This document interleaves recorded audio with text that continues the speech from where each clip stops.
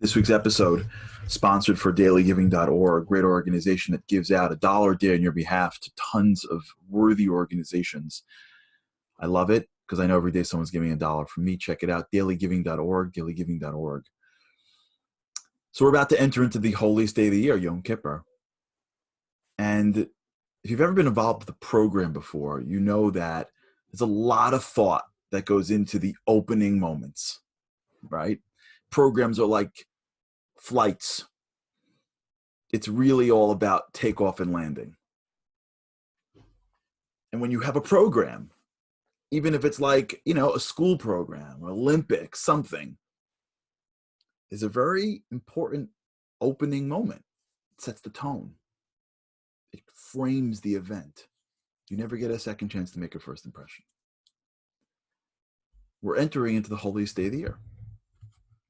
And the rabbis scripted the day for us to the moment. I mean, if there's ever a day that's fully scripted, it's Yom Kippur. And when you show up at Yom Kippur, there's an opening moment. Everybody shows up, well-fed, well-rested, ready to go. This was more prevalent in normal years, like last year, but either way. The chaz and the cantor gets up in front of everybody. The hush falls on the crowd, and he says the first words that will be the opening event on Yom Kippur, and he opens with Kol Nidre. It's a prayer that you only hear once a year. You never hear it again. It never shows up anywhere. And it's basically a prayer that asks God to take all of our vows. And the vows that they've quoted are vows you never heard of in your whole life. Even if you study Talmud, you never hear of most of these vows. Kuname, kunase. It's a constant stream of these random vows. And we ask God to annul them. That's the opening moment. You have a problem with that? Like, really? That's the opening moment?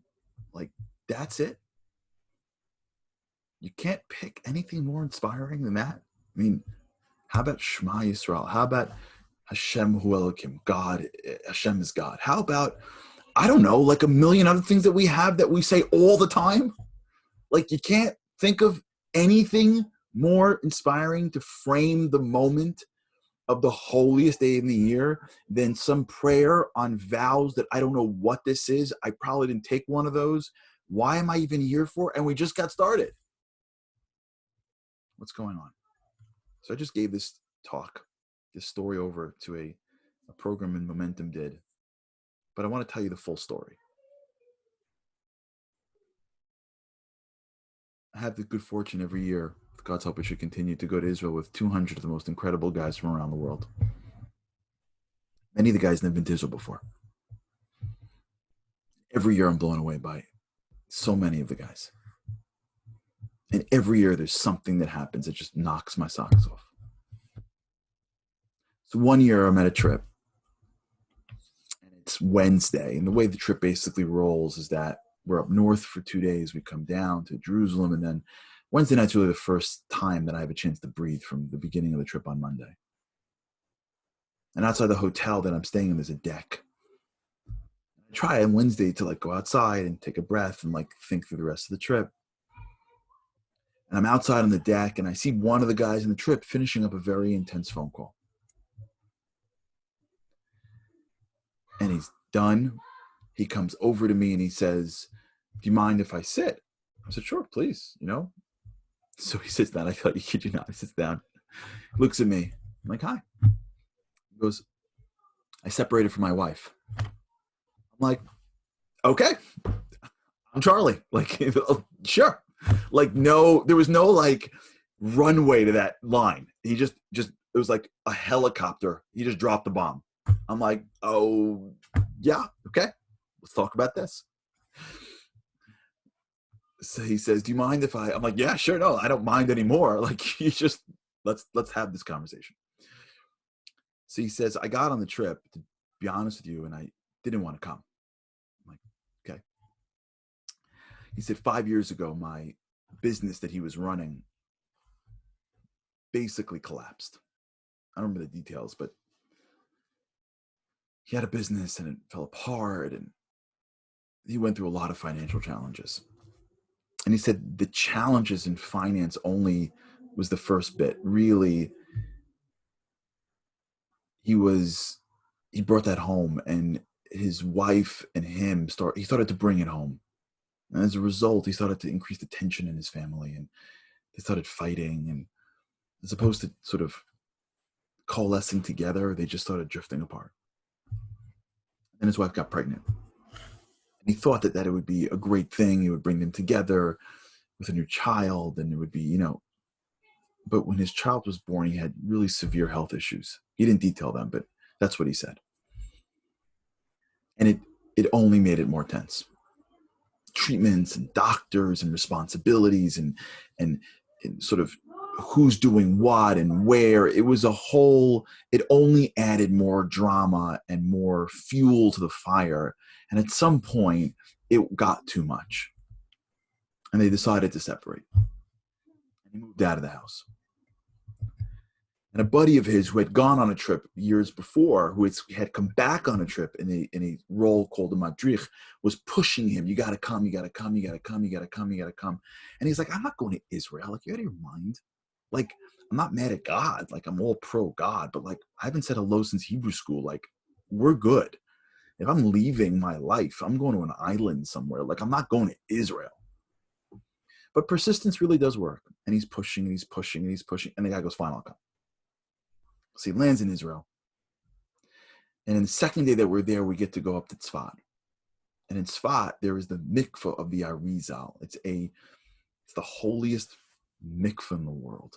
And we get the opportunity, for those that want, to really immerse in this spiritual reset button that can change your soul. It's like a cold plunge, but spiritually, physically and spiritually. A lot of guys do it. And he says, I was about to go down and do this plunge. And as the guys were walking down, he sort of like had to go to the restroom, and then he ditched. And he sort of like met up with them later. And they were all talking about how powerful it was and how meaningful it was. And he's on the bus and he's thinking to himself, how did I miss this? Like, I'm always the guy that jumps in first to this stuff. Like, I always jump in the pool first. I'm always the one coming up with these ideas. Like, I'm here at the holy city of Tzfat probably once in my life. How did I miss this? He's thinking about it all day.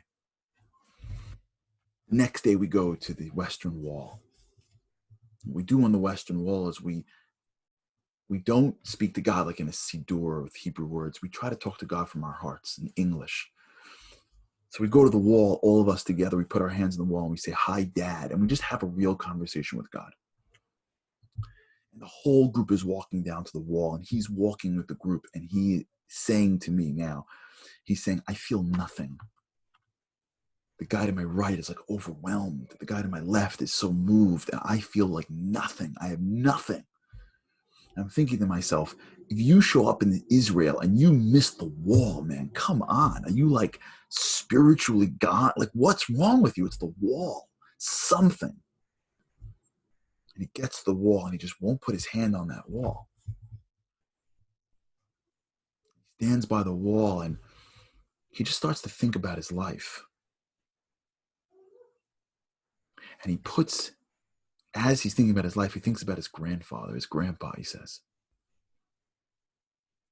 And he loved his grandfather. He misses his grandfather, he told me.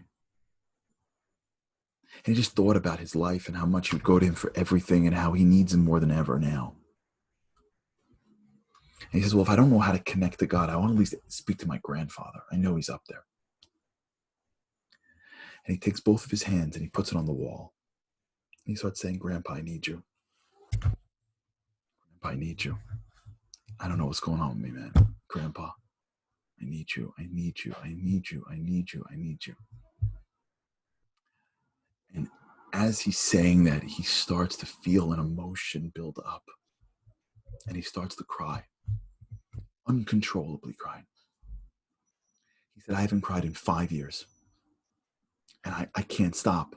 So much so that I was so embarrassed that I took my hat and I put it over my eyes. I didn't want the guys next to me to see, but I couldn't stop it. It was unstoppable. And he's thinking about his grandfather, and he's hearing his grandfather's voice come to him. And his grandfather would always tell him growing up, his grandfather, every time he had an issue, his grandfather would say, just be you. Just be you. You're awesome. You'll figure it out. Just be you. And he's hearing, just be you, just be you. He's like, Grandpa, what does that mean? Just be you, just be you. He's like, what does that mean? He's at the wall, 2 hands on the wall, crying, hearing, just be you, and not knowing what that advice even is, but he's just so moved by the whole experience. Finally, like, he calms down. And by that point, everyone is already past the wall. They're already back going to dinner and whatever. And he sort of waves the guys off, says, I'm out, like, I'm good. And he sort of walks back from the wall to the hotel, which is walking distance. And he's thinking, just be you, just be you. And he gets back to the hotel and he goes right to the deck. And he calls his wife. And she picks up the phone and she's surprised. And he goes, hi. And she goes, hi. And he goes, before you say anything, I want to let you know one thing. This is my fault. I stopped being me. I got thrown by the whole business. It hit me at a place that it was so emotional. I felt like failure. I felt like I wasn't good enough and strong enough. I felt like I couldn't do the basic thing, like maintain this company. I felt like I was failing you and the kids. And I hardened. I put blocks. And I stopped being me. I haven't been me in a long time. And I want to tell you, he tells his wife, that if you'll let me come home, I'll be me again. Now he's telling me the story. And like he's like getting emotional again. He says to me, he responded with 2 words that I will never forget for the rest of my life. She said, come home. He says, so Charlie, leave here on Sunday night. I'm going to land in the airplane, in the airport, wherever he's from. I don't want to say where he's from so nobody can tie knots back. Get in the cab. I'm not even going to go to my apartment. I'm going home. I was so moved by that story. So moved by that guy. You know, why is it that we start with Kol Nidre? What is a vow? A vow is a self-imposition. It's a restriction you place on yourself. What a vow is in the Jewish law basically is you can do something. You say, I'm not doing it. And as a result, that thing becomes forbidden to you. Vows are verbal blocks. They are the things we put around ourselves that blocks us from who we were. The rabbis didn't miss it. They never miss it. The rabbis nailed it. What the rabbis are saying is Yom Kippur is not just like another day. And for sure, Yom Kippur is not just this like Amazon.God day in which you kiss up on Black Friday and he delivers more goodies to you. Yom Kippur is a day where you are alone with your dad in heaven, where he clears out the stuff that separates you, the food, the drink, the work, the comfort, all the physical body things. He just clears the way. And the real goal of Yom Kippur is to spend one day just being you, but the real you. Not the you that has to run to here and there and there. Not the you, that soul, that you. One day, all the failures and I'm threatened and I'm insecure and I'm not a good enough Jew and I didn't go to this background, I didn't have this, and when I was 8 this happened and I'm mad at God for this and I'm mad at God for that, and all the stuff, all the things that we have taken on this pure soul that we have, that naturally wants to connect with the creative universe, that naturally wants to feel spiritual, that naturally wants to have a life that is connected at a deeper level than just survival. All of that we have put upon ourselves for years. And one day, God says, come home. Be with me for a day. Talk to me for real. You're not apologizing to kiss up to me. You're just delving into the parts of yourself that has separated us, and you're cleaning it out. It's time for us to be together. But to be together, you got to be you, the real you. So all that stuff, all the vows, if you will, it's annulled. Chazan stands up and says, all the stuff, God annulled it. You're clear. You're clear. All the regret, all the I should have, all the guilt, all the things you did right, all the things, you just clear it out. Time to come home. If a Jew, it's hard, but if a Jew steps up and digs in and clears all that out and tries one day a year to come home, what he finds is that he's going to walk into the embrace of his Father in heaven. There's nothing better than that. My blessings that we should be these people. We should be the true us. And this Yom Kippur, really come home.